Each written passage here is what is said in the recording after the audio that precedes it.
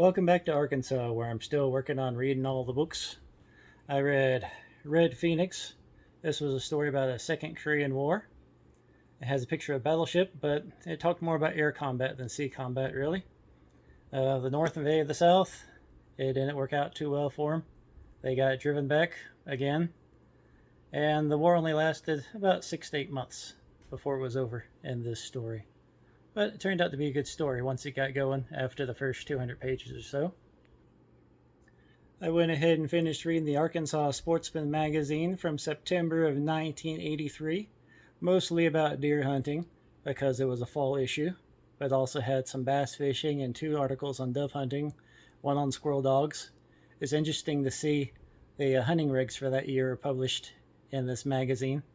And squirrel season's changed quite a bit. They had a spring season for a month and then a fall season that started in September, October, and ended the end of January.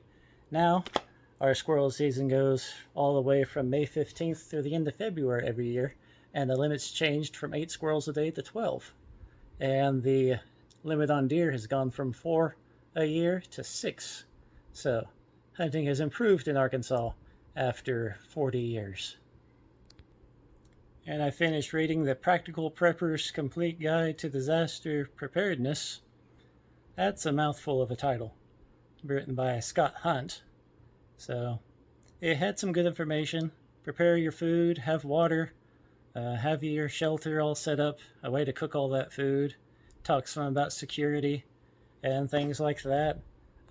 Different ways to have power, electric from generators and hydro and solar panels.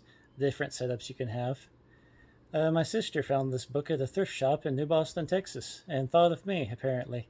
I don't know why, but it turned out to be pretty good, has some useful information. It's not really a complete guide, and when you get to about halfway through the book, Scott Hunt, the author, kind of starts to turn it into an infomercial. It's like, oh, you need wood stoves? We sell wood stoves. We sell solar panels. I do consultation. I can look at your land and help you find where to site your shelter and how to find water on it. So, it wasn't the best disaster preparedness book I've read, but it was worth reading if someone gives it to you.